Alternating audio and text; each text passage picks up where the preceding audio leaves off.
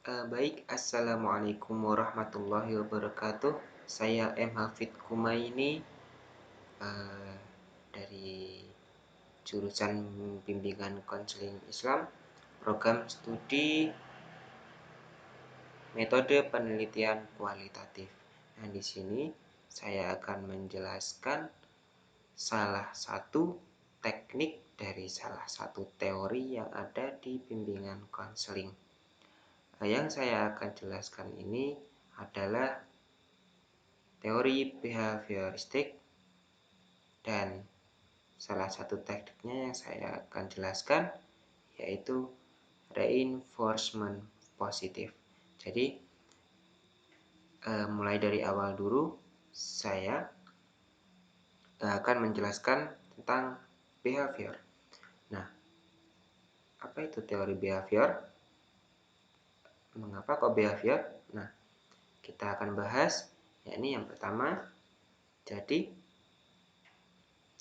behavior ini adalah salah satu kajian teoristis yang menjelaskan bahwa psikologi itu berasal dari tingkah laku. Jadi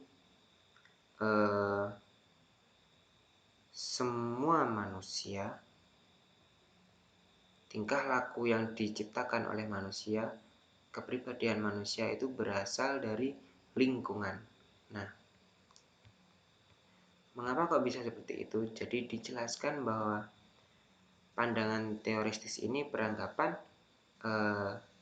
persoalan psikologi adalah tingkah laku. Jadi tingkah laku yang kita lakukan ini termasuk behavior. Jadi dia itu tergantung kepada lingkungan. Semisal semisal ada sebuah perkampungan, di situ semua orang dewasa, laki-laki, dan di situ terdapat satu anak kecil. Ya, namanya anak kecil, dia di dalam lingkungan orang-orang dewasa. Nah, maka anak kecil itu akan dipengaruhi oleh lingkungan yang dewasa pula, dan anak kecil itu lebih cepat dewasa. Nah, itu karena tingkah laku dari anak kecil itu mengikuti orang-orang dewasa yang ada di sekitarnya. Nah, itu. Lalu lanjut, behavioris ini aliran dalam psikologi yang didirikan oleh John B. Watson. Nah, lalu dilanjutkan oleh Friedrich Skinner. Nah, lalu lahirlah sebagai teori behavioris. Kita lanjut.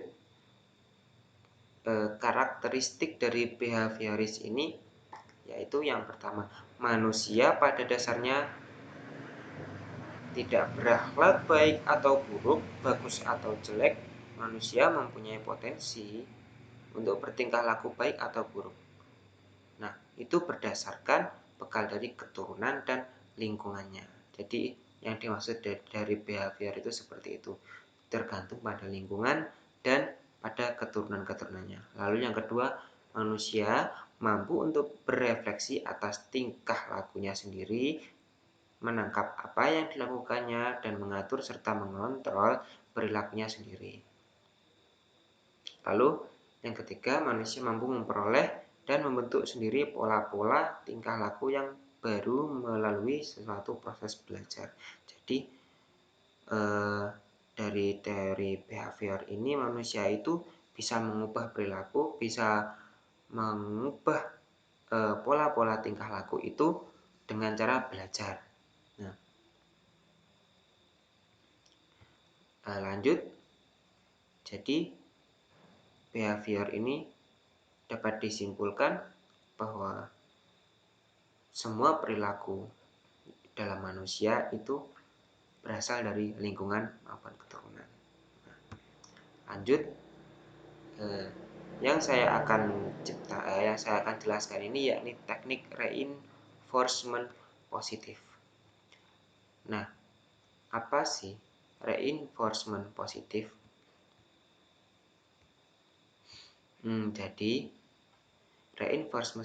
reinforcement positif yaitu pembentukan suatu pola tingkah laku dengan memberikan ganjaran atau perkuatan segera setelah tingkah laku yang diharapkan muncul.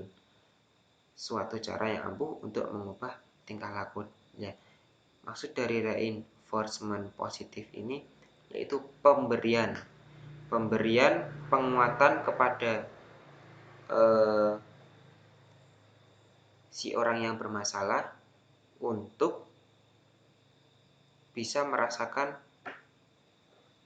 dampak dari orang yang menguatkan. Seperti salah satu contoh, pemberian ganjaran ini berupa hadiah, pujian, ataupun jempol.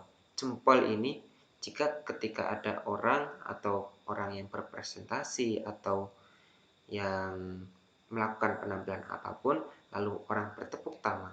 Bertepuk tangan inilah yang termasuk penguatan, yakni reinforcement positif.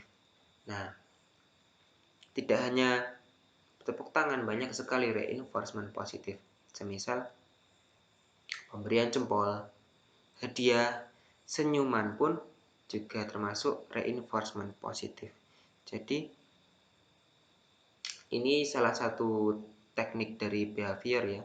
Behavior ini kan tadi menjelaskan bahwa tergantung pada lingkungan. Tingkah laku itu bergantung pada lingkungan. Seperti yang kita tahu, behavioris ini juga termasuk dalam modifikasi perilaku pada reward and punishment. Nah, sama seperti reinforcement positif, ini juga termasuk reward, termasuk golongan dari reward dan punishment. Dan perlu diketahui bahwa sebenarnya Tuhan kita, orang Islam, Allah, itu telah memberikan secara tidak langsung itu memberikan teknik behaviornya seperti reward and punishment. Jika kita berbuat baik, maka Allah akan memberi kebaikan kepada kita. Jika kita berbuat buruk, maka Allah juga memberikan keburukan kepada kita. Semisal kita rajin ibadahnya, bertakwa kepada Allah, nanti kita diberikan ganjaran oleh Allah surga. Nah, kalau kita berbuat maksiat, berbuat dosa kecil maupun dosa besar, nah Allah akan memberikan ganjaran berupa neraka. Nah, seperti itu. Jadi behavior ini reward and punishment. Sama, reinforcement positif ini memberikan reward. Reward itu lebih ke positif karena pemberian hadiah, sedangkan punishment ini lebih ke hukuman. Jadi memberikan efek jerah. Nah, dalam reinforcement positif ini termasuk dalam reward karena yaitu tadi pemberian penguatan positif dilakukan agar orang yang mengalami masalah ini diberi kekuatan, akan tersalurkan kekuatan, diberikan pemikiran-pemikiran yang positif lagi, ya seperti pujian ataupun ya banyaklah hadiah, uang juga termasuk reinforcement, pemberian positif.